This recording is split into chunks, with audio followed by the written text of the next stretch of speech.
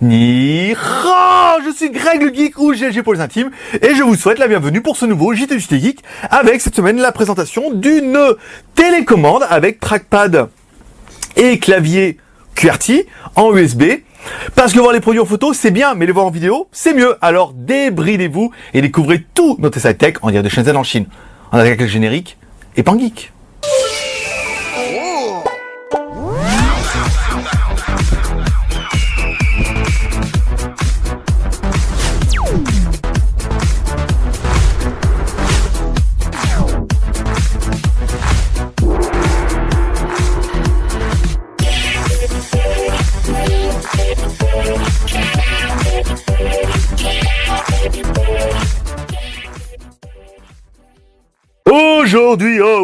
Aujourd'hui c'est mercredi. Et mercredi, on est toujours en public. Ouais, on fera mieux. Il faut applaudir. L'hystérie, les gars, l'hystérie. Bon, aujourd'hui c'est mercredi. On va commencer ce petit mercredi en remerciant Apple. On a regardé un petit peu la keynote ce matin en se levant et tout. On voudrait remercier Apple de nous avoir sorti encore 2 iPhone la classe. Ça veut dire qu'on va encore tester plein de smartphones chinois et on vous expliquera, il y a des choses qui vont se mettre en place la semaine prochaine. On va tester encore plus de smartphones chinois, mais on vous expliquera ça la semaine prochaine. D'ailleurs, Maxime qui attendait le iPhone 5, 6 Révolution est passé au Vivo X-Play. Voilà, donc depuis ce matin, il est indisponible. Il est sur le Vivo X-Play. D'ailleurs, il m'a fait découvrir plein de fonctions.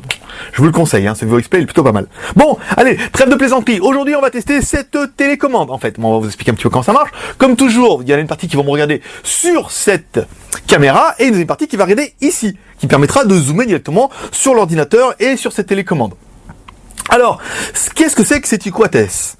C'est une télécommande en fait faite pour soit les laptops, soit par exemple les tablettes.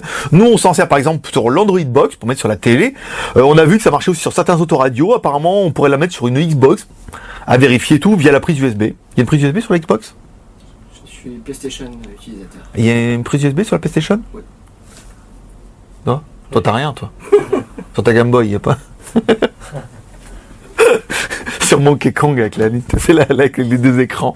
Non, bon, tant pis, on peut pas. Donc c'est une télécommande. Le but, vous allez la brancher sur votre appareil en USB ici. C'est tout ce que vous aurez à faire. Nous on l'a branché. On va se remettre comme ça, hop là, débugger un peu. On l'a branché sur l'Android TV, ça se reconnaît en USB, ça marche nickel. Là, on l'a branché sur le Lenovo portable, Lenovo Yoga 11 d'ailleurs, merci Lenovo, pour vous faire voir un petit peu la démo. Donc vous mettez en USB et ça fonctionne. Alors, comment ça va se passer après dans la télécommande? C'est une télécommande avec un clavier QWERTY. Ici, le gros avantage, personnellement pour moi, c'est le trackpad. Vous allez pouvoir, après, vous voyez, un petit peu la souris elle bouge, vous allez pouvoir accéder, surtout si vous êtes sur la télé. C'est super galère, les trucs avec l'accéléromètre comme ça dedans. J'en ai une, il faut aller chercher le bouton et tout en bas. Non, c'est pas pratique. Là, c'est vrai qu'avec un trackpad, c'est quand même un peu plus agréable. Donc, on rappelle les points de la bête. Alors, c'est une télécommande qui se branche en USB. Ensuite, il y a un clavier QWERTY.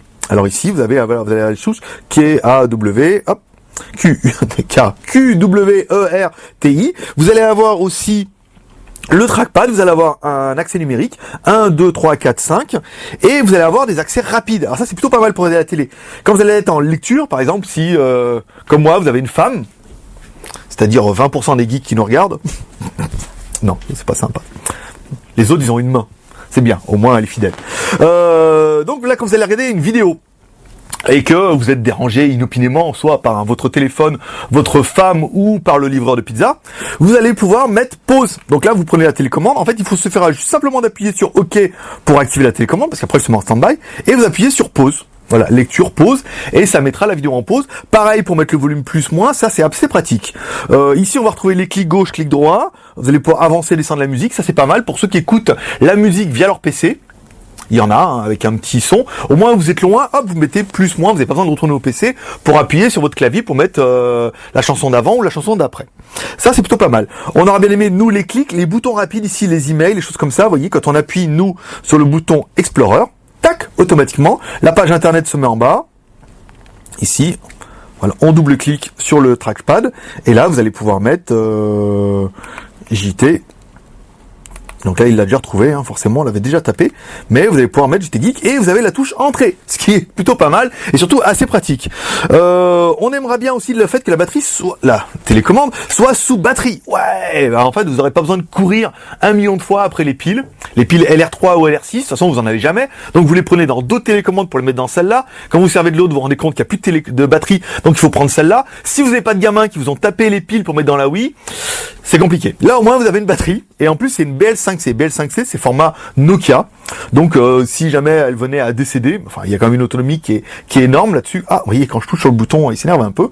Il y a quand même une grosse autonomie. Vous pourrez en trouver après dans le commerce ou sur Internet. Hop, on va la remettre comme ça ici. Tac. Vous allez pouvoir recharger la télécommande via le câble USB qui est ici. Il y a un bouton power on-off. C'est plutôt pratique. Nous, on a décelé quelques petits bugs hein, quand on a tendance à... Par exemple, si vous laissez la télécommande sur le canapé, qu'il y a quelqu'un qui arrive, qui s'assoit dessus, et ben ça a tendance à mettre le bordel un petit peu dans le trackpad. C'est pas du vécu. Donc là, vous pouvez l'éteindre quand vous en servez pas, et au moins la télécommande elle est peinard. Vous voyez, là, le trackpad fonctionne plus. On la remet en route, et hop, elle fonctionne. Si elle fonctionne pas, vous appuyez sur OK, et là, ça marche pas mal. On va regarder ici. Hop. Vous avez le trackpad aussi mis. Ouh, attendez, retour, rétablir la connexion. Ça, c'est la vie de Windows. Alors, voilà, les plus et les moins de la bête. Bah, après, on va pas rester une demi-heure là-dessus. Hein. Si, on remarque qu'on pourrait. Hein. On est déjà presque à 10 minutes. Donc, nous, ce qu'on a ramé, les touches, il y a les touches aussi pour taper le WW, pour aller un petit peu plus vite. Ça, c'est pas mal. On aura aimé le fait que c'est une télécommande, ça se branche en USB, donc tous les périphériques USB, généralement, ça va fonctionner, ça va se reconnaître. Le clavier QWERTY, la trackpad ici, l'accès rapide, les boutons volume plus, moins, avance, retour rapide, ça c'est très bien pour la musique. Le double clic ici, le double clic sur le trackpad, la batterie en interne, et enfin, le prix. Mesdames et messieurs, ah bah attendez, je vais me remettre là sur le JT Geek, hop. Il l'a même trouvé, dis donc, sur un moteur de la mort.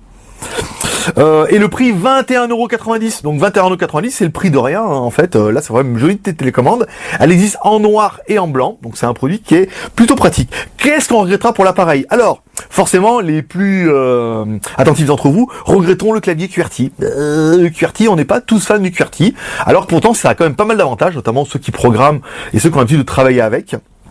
Mais tout le monde sera pas fan du QWERTY. Alors c'est vrai que la prise en main au début, si vous avez l'habitude du AZERTY, ça va être un petit peu dur, mais bon, c'est pas très grave. À savoir que ne demandez pas, ça n'existe pas le AZERTY. Le R de pouce vert, en laissant un pouce vert sur cette vidéo, vous allez dans la vidéo YouTube, mettez un pouce vert, ça nous fera toujours plaisir.